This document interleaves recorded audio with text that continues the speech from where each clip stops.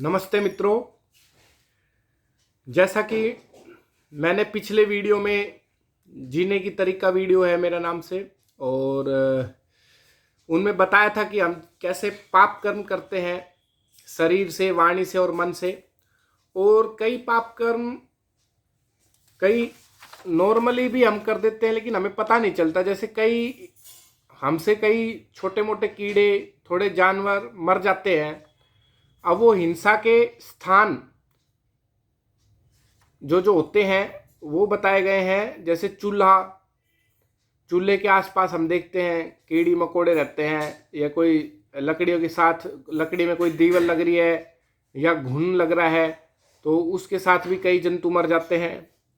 ऐसे ही चक्की हो गई, जहाँ पे हम चक्की पीसते हैं तो दो बाट के पास, या चक्की की जो आजकल मशीनें आती हैं उन बाट के बीच में कोई जानवर आ जाता है, उससे फिर झाड़ू से भी कई पाप कर्म हो जाते हैं, कई छोटे छोटे कीड़े मर जाते हैं।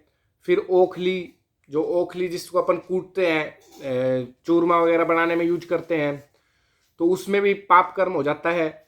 और ऐसे ही जल का घड़ा जहाँ पे रखा जाता है उसमें भी पाप कर्म हो जाता है। जैसे कि जल में कई बार पड़ जाती है चींटी वगैरह या और कुछ जानवर।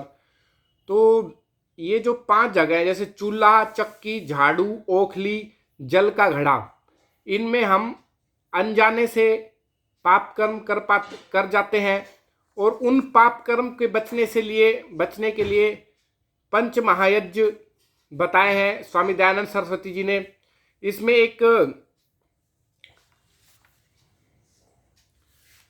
इसमें उन्होंने बलिवैश्व देव यज्ञ बताया गया है। बलिवैश्व देव यज्ञ में स्वामी दयानंद जी ने सत्यार्थ प्रकाश में बताया है कि कैसे आहुति देनी चाहिए। हम ये आहुतियाँ कई लोग यज्ञ में भी देते हैं, हवन में भी देते हैं। कई लोग चूल्हे की जो आँच होती है उसको निकाल के उसमें भी देते हैं। उसमें हम जो भी घी से बना हुआ और जिसमें मीठे का बना हुआ जो भी पकवान होता है उसकी 10 आहुतियाँ देते हैं। वो हम यज्ञ में भी दे सकते हैं, कई लोग यज्ञ में देते हैं। और उसको हम जो चूल्हे की अग्नि जब ठंडी नहीं होती, खाना पकाने के बाद चूल्हे की अग्नि को बाहर निकाल के फिर उसमें हम जो पकवान बनाते हैं उससे आहुति दे सकते हैं। लेकिन उन पकवानों में जो खट्टी चीज है वो नहीं डालते हम हवन में। और एक लवण मतलब जिसमें कृत्रिम होते हैं, जिसमें कीटाणु होते हैं, जैसे कि दही हो गया, वो चीज नहीं डालते हम। एक छार का मतलब होता है नमक वाली चीजें, नमकीन चीजें, ये भी नहीं डालते हम। तो 10 आहुतियाँ किसकी देंगे हम? मीठे की, और जो घृत से बनी हुई चीज है जैसे हलवा हो गया, खीर हो गई, ये इन सब की आहुति हम दे सकते हैं। भोग भी लगा सकते हैं, चावल की जो पकवान बनाया है वो हम लगा सकते हैं।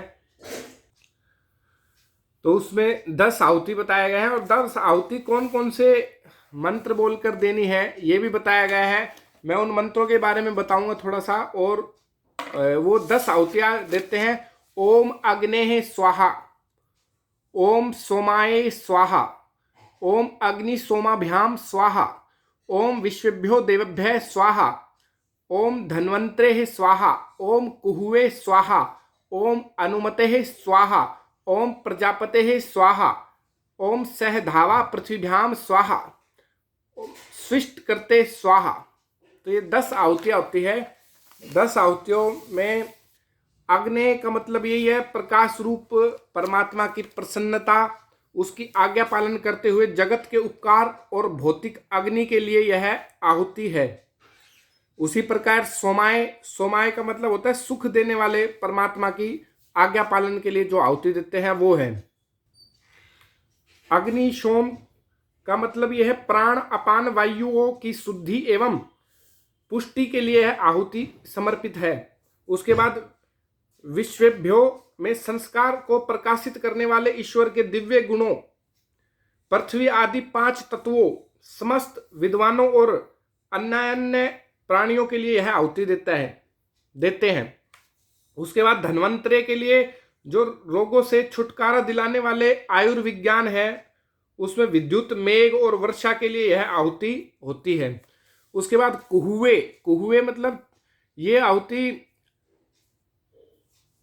पर ब्रह्मा परमात्मा की संहारिणी शक्ति को स्मरण करते हुए,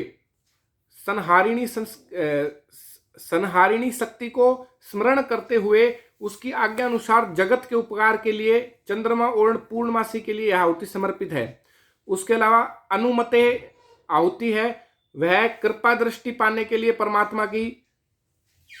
ऐसी प्रकार प्रजापति की आहुति है। प्रजापति की आहुति मतलब संतानों की उत्तम रीति से रक्षा करने हेतु और उस पालनहार परमेश्वर की आज्ञा का पालन करते हुए संतानों की उत्तम रीति से रक्षा करने हेतु और पिता पितामह आदि की प्रसन्नता के लिए यह आहुति होती है। उसके बाद धावा पृथ्वीव्याम होती है, उसमें धूलोक और पृथ्वीलोक। अब ये धूलोक का मतलब यही हो गया, चांद तारे ये धूलोक में ही आते हैं। और तो यही है, तो इन धूलोक और पृथ्वीलोक के पदार्थों के रचने के साथ सब जीवों को सुख देने वाले परमेश्वर की आज्ञा अनुसार धो और पृथ्वी अर्थात लौकिक व पारलौकिक दोनों प्रकार के सुख पाने के लिए यह आहुति दी जाती है। इसी प्रकार सृष्ट करते आहुति होती है। सृष्ट करते आहुति अभिष्ट की प्राप्ति कराने वाले परमेश्वर की आज्ञा पालन और परमेश्वर के रचे सृष्टि कर्म रूप यज्ञ के हेतु कार्यों में सहायता देने वाले मित्रों के लिए यह आहुति देते हैं। तो ये आहुतियाँ हम नॉर्मली जब हवन करते हैं, हवन करने के बाद जब दैनिक यज्ञ हो जाता है उसके बाद, या नॉर्मल यज्ञ हो जाता है उसके बाद हम ये आहुतियाँ बलिवेश्व देव यज्ञ की देते हैं। तो इससे हम जो आहुतियाँ दे रहे हैं उससे हमारे बलिवेश्व देव यज्ञ जो भी हमसे अनजाने से जो हमसे पाप कर्म हो जाता है उसको हटाने के लिए, उसको कम करने के लिए हम ये आहुतियाँ देते हैं। तो ये था बलिवेश्व देव यज्ञ जो मैंने आज आपको बताया। धन्यवाद।